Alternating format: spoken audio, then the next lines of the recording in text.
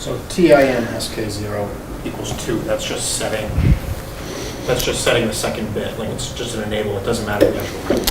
Yeah, I try to mix here all kinds of ways to set registers.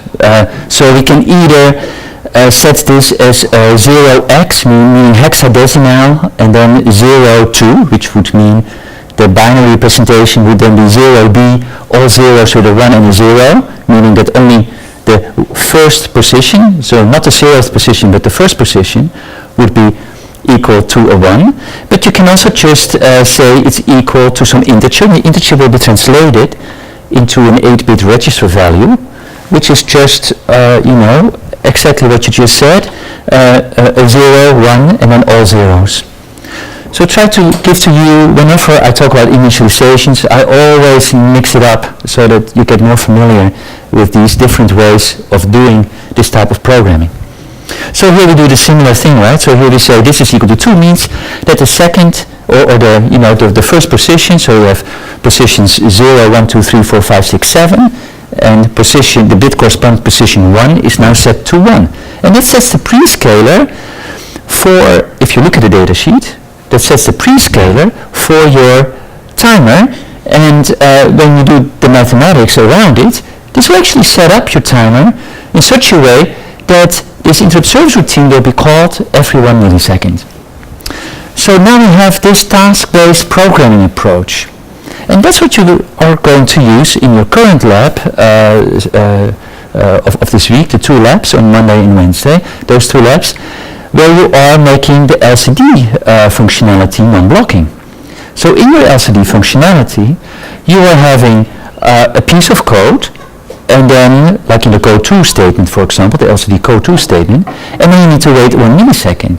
Then you have another piece of code, you need to again wait 1 millisecond, and so forth. So you have the LCD command write, and you have an LCD data write, and that is effectively these pieces of code. If you look into your LCD library, have these wait commands, delay 1 milliseconds. So what you guys are going to do is to use such a timer to actually, based on this particular interrupt service routine, to set some task timer, to decrement it, and once it's equal to 0, you know you can proceed with the next part of your code in your LCD library. That's the principle that you're going to use. Now, it's a little bit more complex, of course, because you need to really know which piece of code you need to start using. So you may have to think about how that finite state machine looks like. Even though it's maybe a simple finite state machine, like first you do the first piece of code, then the next piece, then the next piece, and then the next piece, and then you circle around, you wait again until you get called. But you need to maybe remember some things and so forth, so you need to think about that. All right. So now another example for timer 0, just to show you yet another way of representing it over here. If you work with a 16 megahertz and 1 millisecond ticks, so not 1 megahertz, that was the previous example, but 16, then you can use something like this. You again turn on clear and match, so this does not change at all. But now we wait for 250 ticks, and we enable the timer 0 compare a interrupt service routine. So instead of equating this to 2, you can also write this, because this happens to be the second position. So a 1 shifted over 2 positions will give you, over 1 position will give you the 0, 1, and then all zeros binary representation, or the integer representation of 2. And over here we have a different prescaler. We set it to 3, meaning that the binary representation would be 1, 1, and then 6 zeros, and that happens to correspond to a division by 64. And then your timer 0 starts like that. So it's an example, you may want to use that. So for timer 2, actually everything is pretty much the same. There's no difference with timer 0 at all, except that we see a 2 here, we see a 2 over here, we see a 2 over here. All the registers, the control registers, instead of a 0 have a 2. The masking, there must be somewhere, but I can't see it right now. For example, this particular one, the 0 would be changed into a 2. So the functionality is exactly the same. It's also an 8-bit counter, but often we do need a few timers to get to control our MCU in a proper way. So it's always good to have a software counter, that's great. You may need another timer, like timer 0, to create waves. That's what we're going to talk about now. You may have a third timer that we talk about in a moment to capture time intervals in an accurate way. So we'll talk about it in a moment. So let's talk about timer 0 generating waves. So what we want to do is we want to use the channel A in this particular case. You can also use channel B, but let's focus on channel A. And if you look at the data sheet and you look at all the pins, they all have multiple names. Well, in the data sheet, when you look back in this particular one, you see OC and you replace the small n by 2. OC2A does not tell you which pin. But if you look at the data sheet and you look at all the names for the pins, you will notice it's equal to PB3. So if you want to generate a waveform over this channel, you will have to make PB3 an output, the pin, that particular pin. So that's what we're going to do. Actually, that's over here. The DDRB is initialized like this, which sets PB3 as an output. Now, what we're going to do is we're going to create an autonomous, 200 cycle long square waveform, a very simple waveform. If you want to do complex waveforms, that's a topic for another time. But this is a very simple one, and we're going to use this particular channel A by setting the OCR2A to 99, which means that the half period we're going to generate, if you think about that sawtooth approach, is going to be 100 cycles. We're going to set the prescaler at 1 so that we count at the full rate, meaning literally when 100 counts happen, then 100 processor cycles have lapsed, and so we'll see that that sawtooth exactly takes 100 process cycles to then get cleared again, and then sort of moves like this. So the point here is that we like to set the TCCR2A in a couple of ways. First of all, we again have some kind of statement over here that talks about what we did for time 0. It gives us a clear match. So you look into the data sheet, you'll notice that by just setting this particular position, that bit for that position equal to 1, will give you that property. And we do something new, because you want to manipulate this channel and its output, and we're going to use this table, table 7.2 over here, and we notice that if we set COM to A1 and COM to A0 to 0, 1, in other words, COM to A0 is that position in that register is set to 1, then we'll toggle the OC2A, so that's this particular channel, on a compare and match. So when 100 cycles have passed, I'm toggling it. So I'm flipping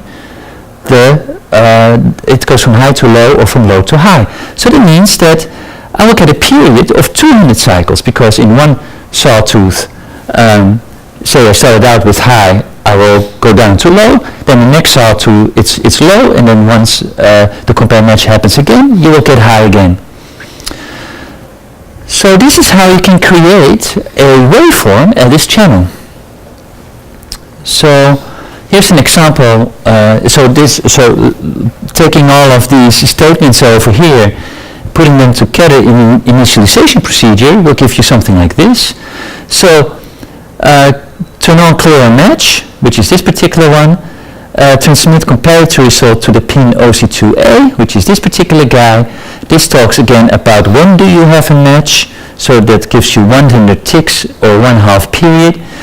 Set the prescaler to divide by 1, so full speed, every single tick corresponds to an actual processor clock cycle, and you of course need to set pin B3 to an output.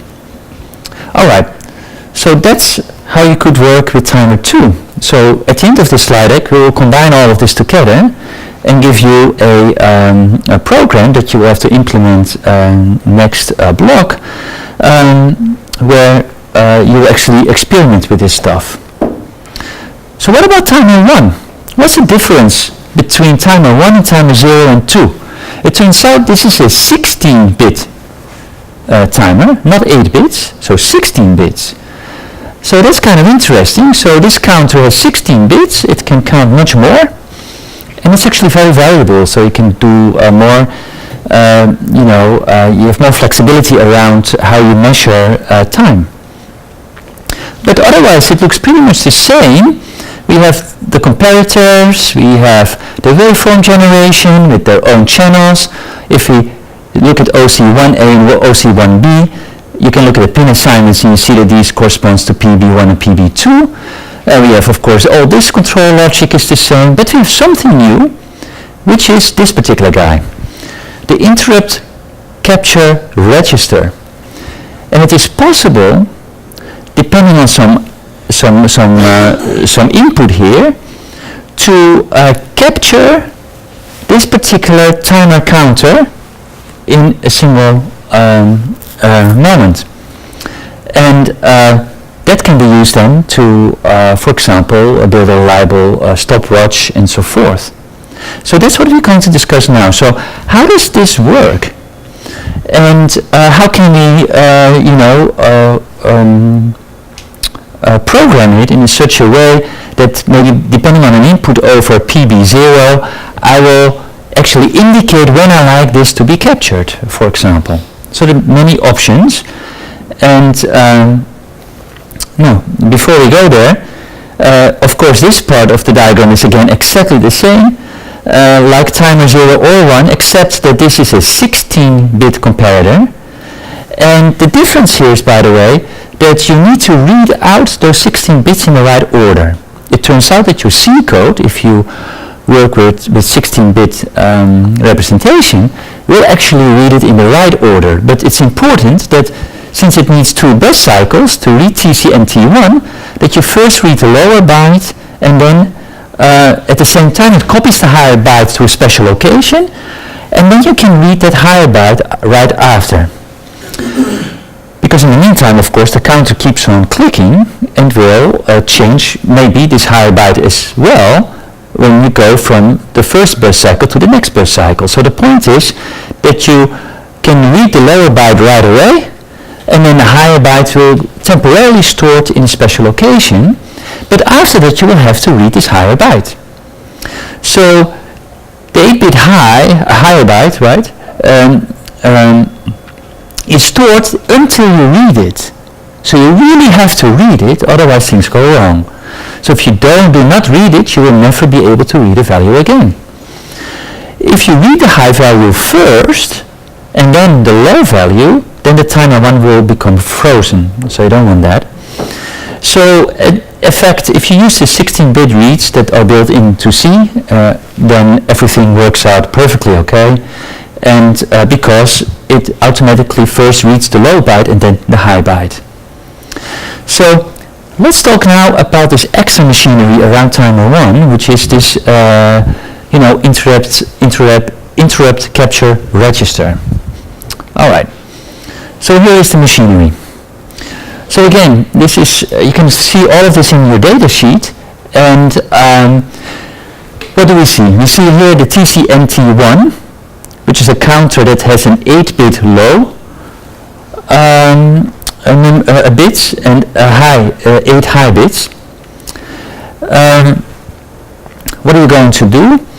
You may want to instruct through this particular control line to write your interrupt capture register. When that happens, the low and the high registers, right, they will be stored in these 2 registers. So again, 16 bits with the high and the low register. Now how can I control when to write? Well, let's follow this line. And notice that I can do a bunch of different things. So let me explain. The first one is that I could, depending on how I set this mux. So there is some register that we'll talk about in a moment. Oh, actually it's right here. The ACSR register has a position, a bit position called ICIC, and I can put that to 0 or 1, and depending on its value, I either forward this line or that line. Now, that means that I can either forward something that is directly coming from a pin. If you look again at the data sheet, you see that ICP0 is also another name for pin BB0. So I can actually use PB0 to push forward over here some kind of waveform, something, and this will go through the mux. Then I may enable noise cancellation, which simply means I will have 2 samples rather than just 1 to get a reliable estimate of what is being seen over here. And depending on this particular position, ICES is a position again of a bit in another register, I think again in the ACSR, but I'm not quite sure right now.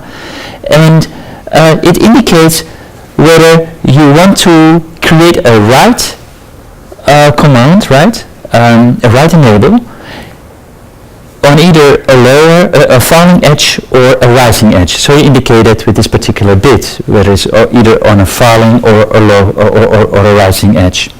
Now another option would be that we're going to use this particular analog comparator, which is what we're going to talk about in a moment, and forward this output through the mux to the noise canceller, and then depending on the rising or falling edge, generating a write enable over here so that this is being copied over. At the same time, you will also set a flag in the ICF0 1, which indicates that you actually have generated a write enable.